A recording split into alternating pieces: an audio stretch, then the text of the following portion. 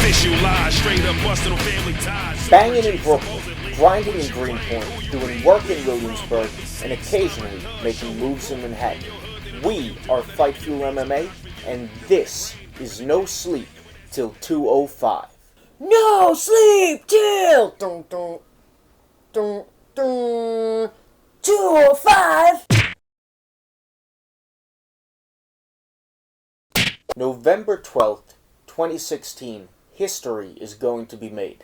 The UFC is coming to New York to Madison Square Garden, the Mecca arena for combat sports. Today, the first video in the series, we are starting off with Chris Weidman, Long Island's own former middleweight champion, and we are doing a blast from the past / support your local fighter video. So today we're going to be taking a look at Weidman vs. Silva 1. Now, this fight took place on July 6th, 2013, at the MGM Grand in Las Vegas. Yeah, it was UFC 162, and the kind of long-awaited Weidman vs. Silva match finally got made and it happened. They had been talking about this match for a while, and Silva hadn't been too keen on this fight.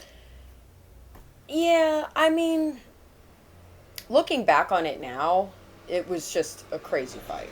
It was insane. And the way Anderson Silva conducted himself pre-fight, with all the interviews and the press and all that, it was almost like he was trolling, in my opinion. He does that a lot. Yeah. It seemed to me like he didn't think Weidman deserved the title shot. A lot of that has to do with their records heading into the fight. I mean, heading into the fight, Weidman was 9-0. Undefeated. So, undefeated, 9-0, but 9 professional fights. Anderson Silva was coming in at 33-4, undefeated in all of his 16 UFC fights. Yeah. Undefeated for how many years? I was like 5 years. Something crazy. He had the longest title defense streak of any UFC champion. He was at the top of his game. He was untouchable. Yeah. And then they get a guy who's 9-0, coming in, few fights in the UFC, looked really good. I mean, yeah. In Weidman's fight prior to this one, he destroyed Mark Munoz. That was insane. Yeah. Munoz did not land one significant strike, literally, the entire fight. Failed to take Weidman down and got KO'd. I mean, Weidman looked like a destroyer. Yeah. I mean, just in general, he was never taken down at all in the UFC. Yeah.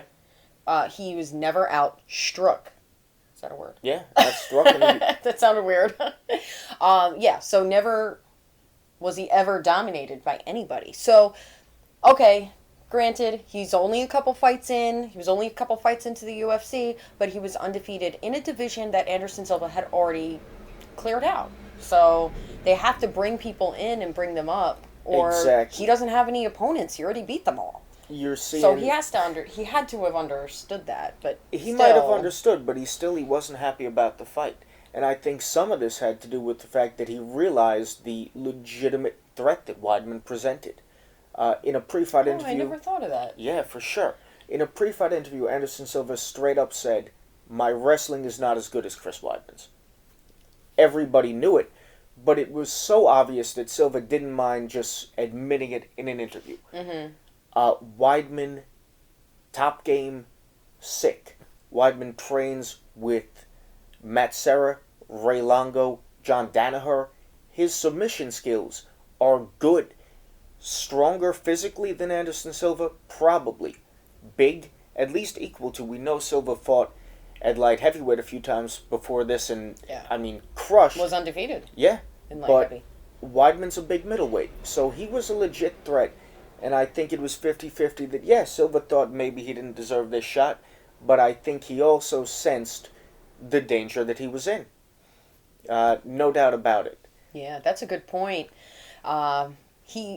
To me, watching it at the time, I just thought he was just like, oh, this guy, I'm going to just run right through him. And as a fan watching this, not really knowing too much about Chris Weidman at the time, I'm like, oh, of course he's going to run right through him. Look, he's not even taking it seriously. And like, so everyone, I don't know, at least myself, I'm sure a lot of people can agree that they just believed that Anderson Silva is unbeatable. He was like a superhero at the time. He was. And the comparisons most made were to Bruce Lee and that he was in The Matrix. I mean, people, really, you thought he was going to be moving 3 times fast and pull some there's going to be 3 Anderson Silvas popping up simultaneously, knocking out Chris Weidman all 3 times. And trolling you at the same time. For sure. Part of his game. So that was kind of the build-up to the fight, was this young, hungry, tough competitor versus a fighter everybody thought was untouchable. Yeah. And as everybody saw, the outcome was tragic, carnivalesque. I mean... Well, we're going to rewatch it right now because... Let's press play now. It's been a couple years since this happened, and just watching this fight, it was just completely game-changing.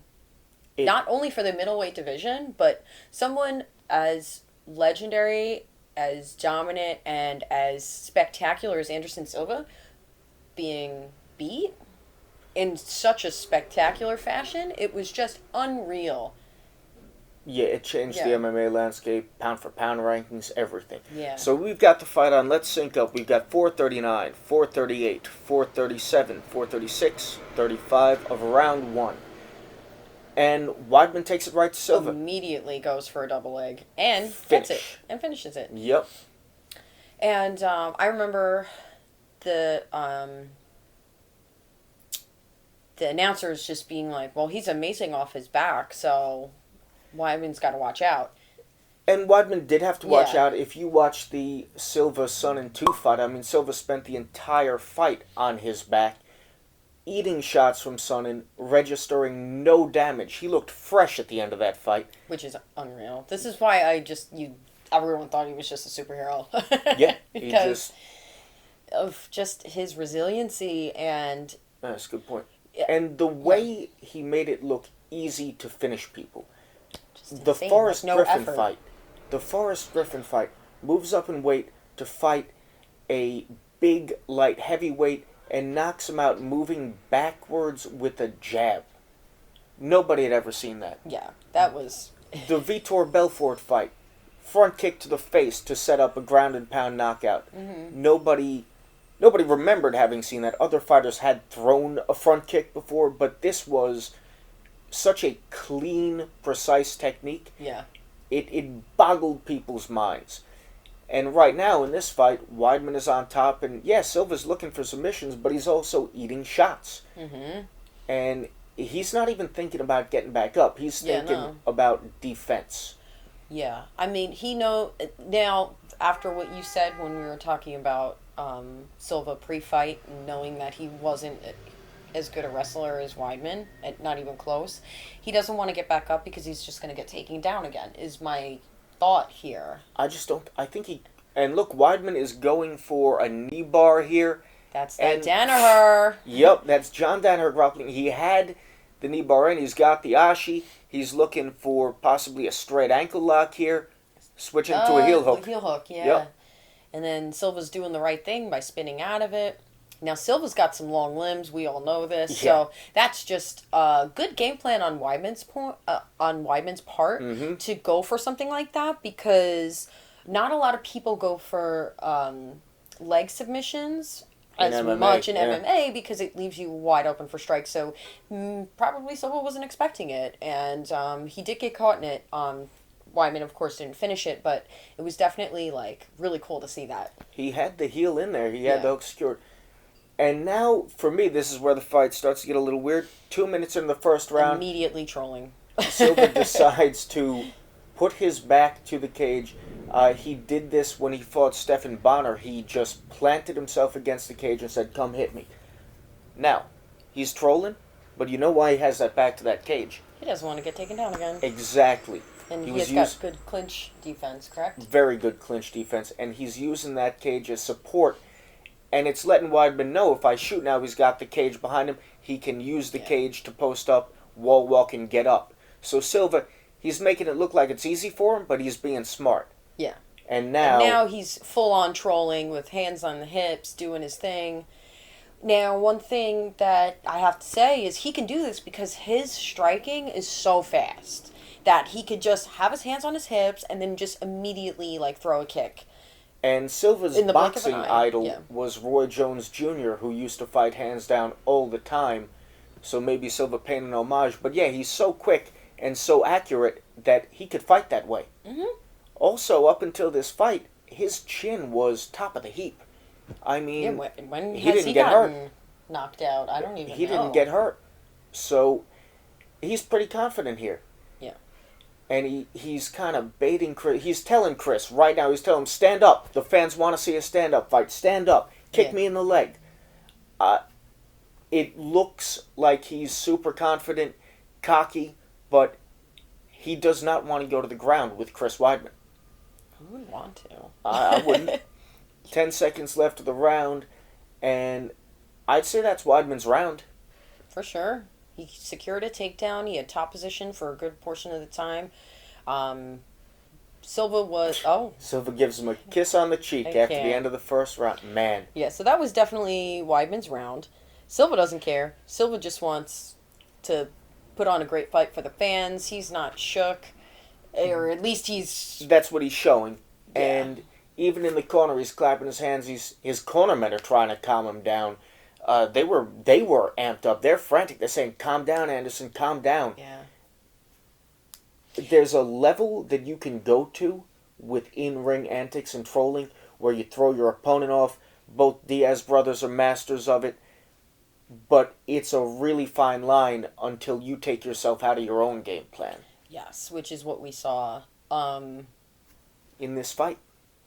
You can only troll for so long when you're up against... Like, this is a title shot, so obviously the person on the other side, like, trying to get the belt from you, has some sort of talent. They know how to fight, yeah. So... And now, for me, this round, I think in between rounds, Silva decided to strap a pair of clown shoes on and come out for the second round. Just full-on troll the whole entire time. And you can't do that. And you deserve what happens to you when you do that. Yeah. Now, as I recall, and as we're seeing, round 2, Silva looks to be a bit more serious about his stand-up before he starts pretending he's falling down. But he wants to end the fight. He's looking to set up those accurate strikes. Spectacular knockout. That's what he's looking for. While he's clowning, to just be like, look, I'm this good. I don't even need to try. And maybe it's some sort of complacency. He's been undefeated for so long. He was just probably grown tired of... Maybe he believed his own hype. I think at some point everybody believes their own hype. Yeah, Ronda believed her own hype. Weidman believed his own hype. And that wasn't even that bad. Yeah. He did take out a couple of legends. And then he goes to fight Rockhold and throws some lazy, like, spinning kick. I think that was just a horrendous miscalculation by him. But he should have... Well, he said the loss was the best thing that happened to him. He because did. It really helped him refocus. Well, he's trying to find a way to motivate. But here he's trying to strike with Anderson Silva, and he can't do that. He's not quick enough. I mean, he's getting powerful. Into his head here here, it is. But, and there the it is. knockout. That is what happens to you. Oh. That's my guy right This there. was mind-blowing to see this 3 years ago. This is over 3 years ago now, because we're in October. This was July of 2013. Mm-hmm. This was insane at the time. Like, Silva just got knocked out while he was clowning by Chris Weidman? It was almost unbelievable. He's from Long Island. We're from Long Island. Like, what? Go Weidman. Like, I don't understand. So, this was insane. Totally insane. And by this guy, like, who is he? Everybody right now in the UFC is going, what the fuck just happened?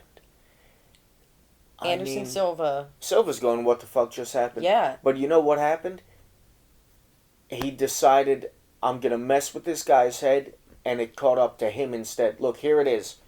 Weidman striking, clips him with the left, and Silva decides to pretend like he's hurt. Now he leans back off balance, and that left drops him, And was Weidman perfect follows timing. up right away and Yeah. bounces his head off the A canvas couple times.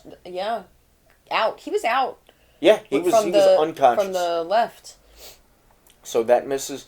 This left catches him. Now, yeah, it just so happened that Silva was clowning in the same direction that Weidman was throwing. And since Silva was off balance clowning, he had nowhere to go. When he got clipped with that, Except the to force the mat. went right through. Exactly. Here it is again. Down. This shook the world. And he's out. Good stoppage by Herb Dean.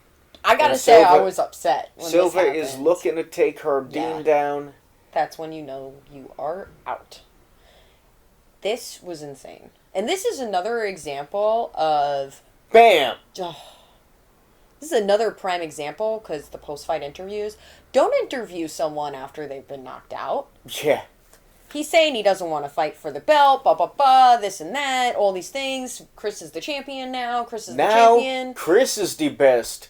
And everybody has to respect the Chris because Chris is the best.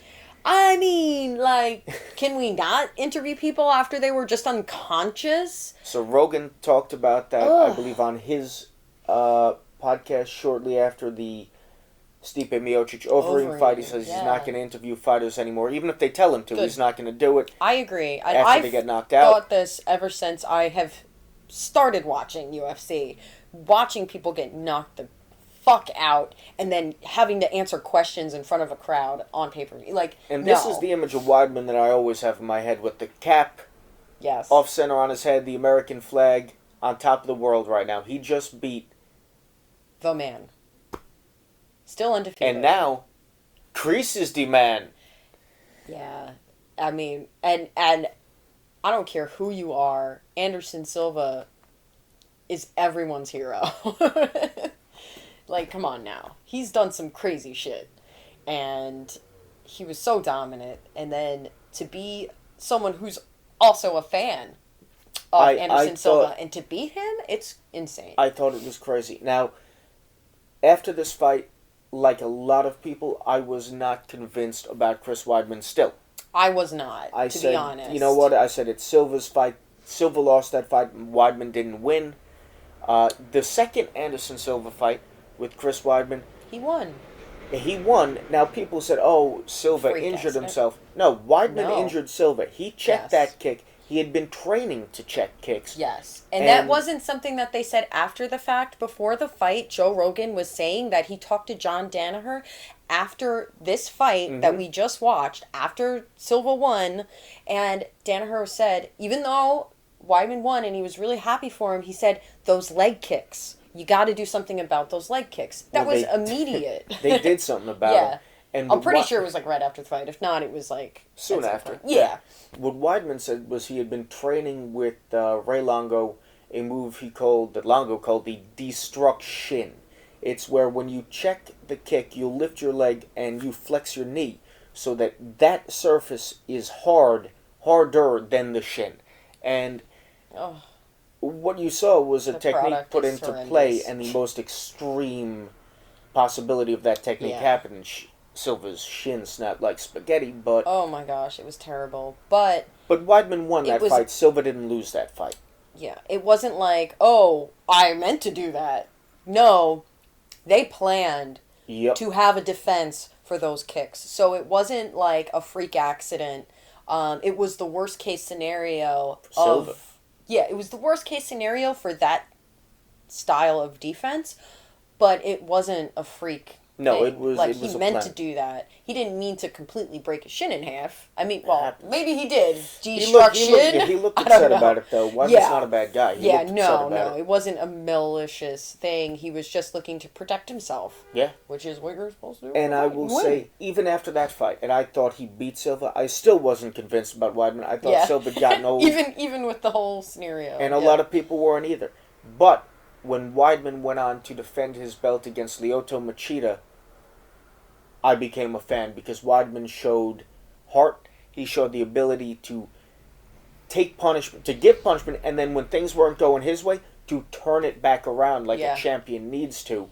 So I'm a big Chris Weidman fan. I know Joy is too. Yeah, he definitely... At first, I was like, I didn't really know who he was. But then after seeing everything about like his fighting style and seeing how dominant he was and seeing that he was from Long Island, that he trained with Sarah Longo, like, Yep. awesome. What an awesome team he has, by the way. His and team Danaher is top notch. those are like some of the best guys that could you get. got Matt Serra, a Renzo Gracie black belt, Ray Longo, one of the best striking coaches out there, Danaher, leg lock magician. I mean, if any of you watch EBI, all the Danaher trained guys go in there and they dominate. just leg lock the shit out of everybody. They dominate. So he's got an amazing team. He's coming from such a great place, and he's a great fighter. And he just instrumental in getting MMA brought to New York. He was one of the fighters campaigning hard to get MMA sanctioned in New York. He's a big reason why there's a UFC 205 at Madison Square Garden. He's part of the reason. He's part of that reason. Now, he's on the card. He's fighting Yoel Romero. Which, I mean, they didn't announce that until I posted a photo on Instagram because I was like, okay, where's the people who fought to get it sanctioned in New York? The New York fighters? Where are these fighters? Where are they? They're not on the card. And then, like, the next day, they announced Weidman Romero. Like, I heard it was a rumor, but then I was like, if they're not announcing it yet, something must have happened. But thankfully, they got Weidman on the card. Because I would have been pissed. I was like, I'm not watching this card. I would have been angry. There's, like, no one from New York. We would have watched There was, the like, card. yeah, I know. Yeah, we I would have know. watched. I'm a little dramatic, but I was pissed. But it's a tough fight for Weidman. Romero is a beast. Romero oh my gosh. is powerful. Very powerful. An Olympian. Olympian silver medalist in Yeah, wrestling, I believe correct? Was it freestyle wrestling, I think? I think it was silver freestyle. medalist in some form of wrestling back in, what, 2000? It was a long time ago. Yeah. Romero's 39, I believe. He's not a young fighter, but... He doesn't look 39. In terms of MMA mileage, his mileage is low, though. He hasn't gotten dinged up at MMA, so he's a threat. And it's a fight I'm looking forward to a lot, because it's going to tell us where Chris Weidman is at right now. We're pulling for him. Yeah. But this is potential fight of the night. Yes, and just looking back on his last fight, which is when he lost the belt to Luke Rockhold, he had to take so much punishment before the fight got stopped. Because even though he was getting shots to the face, and any other fighter would have been, given up the back, done something to warrant the out. referee to stop it. Wyman was still like throwing shots from the bottom, just to show Herb Dean, don't stop this fight. He can take punishment. This man is tough. If he can weather that like crazy striking, insane. If he gets past the first round, his cardio is gonna far exceed Romero's. That's what I was getting at. Yeah, and I think I'm gonna pick Weidman to win this fight. I think he is gonna win. I think he's just got to watch himself the first round and the beginning of the second, turn up the pace and put Romero away. Yeah, I mean Romero can knock anybody out because he's extremely powerful, but can he knock out Weidman? I think Weidman is a better fighter. Yeah, we'll see what happens. There is always the potential for him to get caught with something, but Anybody think the potential, could get caught. Anderson Silva just got caught. Yeah, exactly. The potential for it is a little bit lower because I think his fight IQ is way higher than Romero's, in my opinion. But it's all going to go down at UFC 205 in New York. November 12th, Madison Square Garden. Yeah. So this was the first video. Yeah, we're also going to have another video between Miesha Tate and Kat Zingano. And we're going to argue about whether or not that was an early stoppage. Yeah. Guys, comment, like, subscribe, tell us what you think about the video, and we're going to get another one at you real soon. Signing out from Brooklyn, New York. We're out. No Joe Rogan, no bright lights, no scorpions, and no snake bites. Bitch rap bad niggas get stage fright.